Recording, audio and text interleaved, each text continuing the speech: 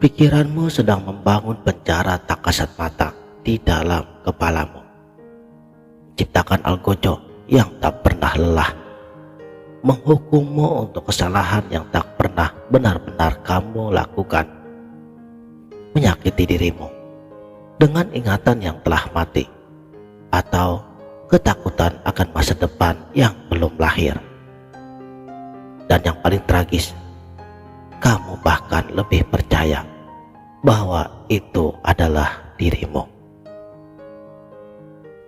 Bismillahirrahmanirrahim.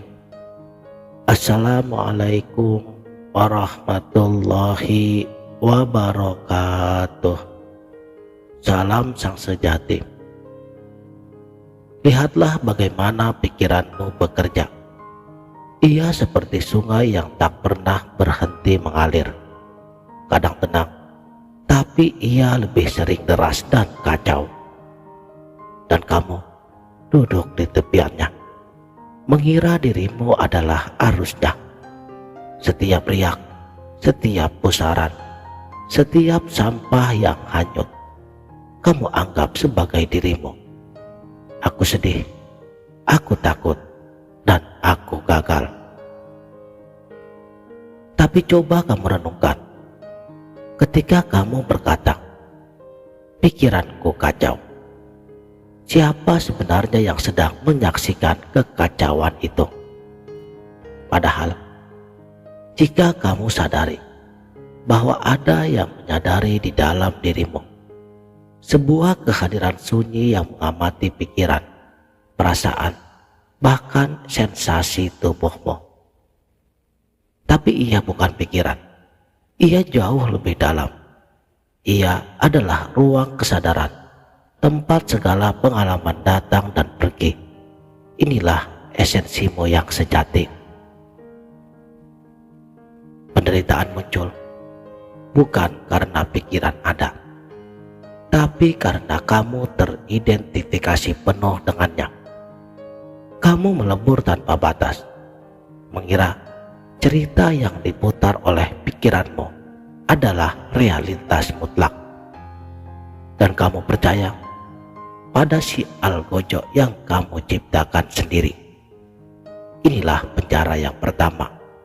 Kamu mengira bahwa aku adalah isi pikiranku. Mengapa pikiran cenderung menyiksa? Ini bukan soal cacat, tapi memang tugasnya demikian, qudratullah. Pikiran adalah alat untuk bertahan hidup, dan fungsinya memindai ancaman, mengingat bahaya, merencanakan pertahanan. Ia dirancang untuk negatif, karena satu kesalahan bisa berarti mati. Ia membentuk ego, sebuah konstruksi mental tentang diri kita. Ego ini rapuh. Ia butuh pembenaran, pengakuan, rasa aman yang abadi. Ketika realitas mengancam konstruksi ini, dikritik, gagal, bahkan jika dibandingkan, ego pun merasa tersakiti. Dan pikiran sebagai pelayannya merespon dengan menyalahkan diri, menyalahkan orang lain, membangun skenario malapetaka, mengunyah masa lalu yang sangat pahit. Inilah penjara kedua, ego yang rapuh dan pikiran yang menjadi algojonya.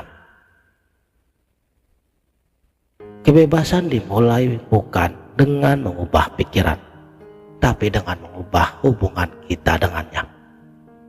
Ketika pikiran mengatakan, aku bodoh, hidupku hancur, aku tak layak dicintai, berhenti sejenak, tarik nafas sadarmu, dan tanyakan siapa yang sedang menyadari pikiran ini. Jangan cari jawaban konseptual, rasakan ruang di mana pikiran itu sendiri muncul. Rasakan kehadiranmu yang lebih dalam, yang sedang menyaksikan drama pikiran itu, tanpa terlibat dan tanpa menghakiminya. Inilah saksi diam. Ini bukan suatu posisi ego baru, karena ini adalah kesadaran murni sebelum label. Ini jati dirimu yang sebenarnya, bukan si terhukum, bukan si algojo, tapi sang penyaksi yang sifatnya bebas. Pikiran adalah alat yang hebat, tapi narator yang buruk. Ia memiliki kebiasaan fatal. Ia selalu berbicara tentang realitas, bukan sebagai realitas itu sendiri. Ia menyaring, menginterpretasi, melabeli, membandingkan, dan menilai. Ia menciptakan peta realitas, lalu kamu salah mengira peta itu sebagai wilayah sebenarnya. Pikiran menyiksamu dengan dua kebohongan besar. Pertama, kebohongan identitas. Aku adalah pikiranku, perasaanku, masa laluku, kegagalanku. Padahal kamu adalah kesadaran yang mengalami semua itu. Kamu adalah layar tempat film pikiran itu diputar. Layar tentunya tak ternoda oleh adegan sedih ataupun adegan gembira. Kedua, kebohongan kontrol. Jika aku berpikir keras, aku bisa mengendalikan segalanya, menghindari penderitaan. Padahal hidup adalah sungai yang mengalir. Pikiran hanya bisa mengayuh, bukan mengendalikan arus. Perlawanan terhadap apa yang ada adalah sumber utama siksaan. Seperti berenang melawan arus deras. Menerima bukan berarti pasrah.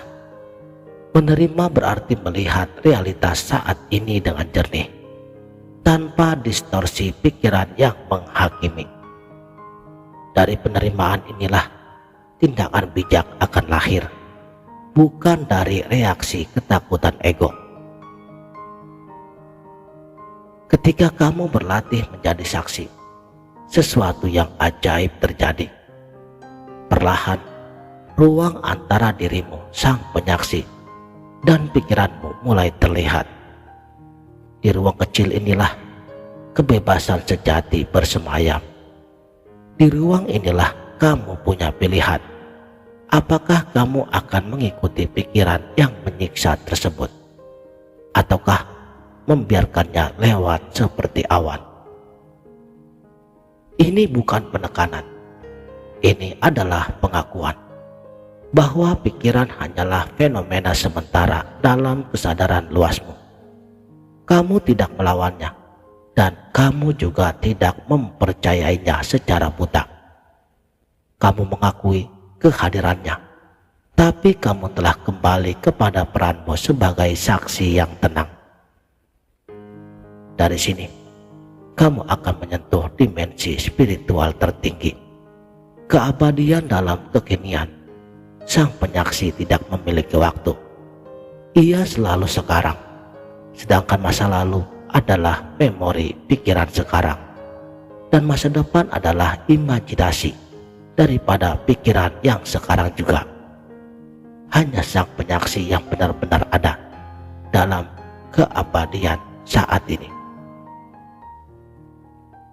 Saudaraku, sang sejati, penderitaan hidup dalam waktu ilusi, penyesalan masa lalu, kecemasan masa depan, kedamaian sejati hidup dalam kehadiran mutlak sang penyaksi. Di sini, saat ini, sekarang. Inilah Tuhan di dalam dirimu, bukan sebagai sosok, tapi sebagai kesadaran murni yang menjadi sumber dan saksi segala pengalaman.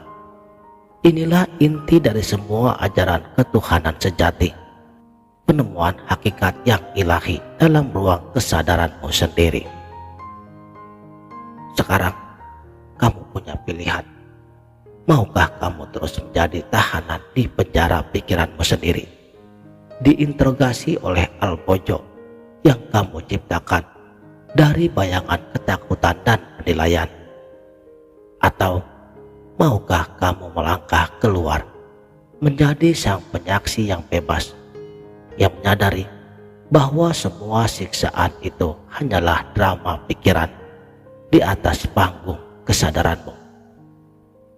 Kamu bukan drama itu. Kamu adalah ruang di mana drama itu berlangsung. Ruang yang sunyi, luas, damai, dan abadi. Latih ini di tengah badai pikiran. Jeda, bernafas, lalu tanyakan, siapa yang menyadari ini? Rasakan keberadaanmu yang terdalam sebelum kata-kata. Ini bukan pelarian. Ini adalah kebangkitan. Ini kembalinya ke rumahmu yang sejati, yaitu kesadaran murni. Dan dari sini, hidup tidak lagi tentang menghindari siksaan pikiran, tapi tentang menari dalam keheningan sejati sang penyaksi. Sementara pikiran datang dan pergi, seperti tamu, bukan seperti tuan. Jadi jangan biarkan pikiran menyiksa dirimu, karena dirimu yang sejati tak tersentuh oleh siksaan apapun. Demikianlah, mudah-mudahan video ini bermanfaat dunia dan akhirat. Wabillahi taufik wal hidayah.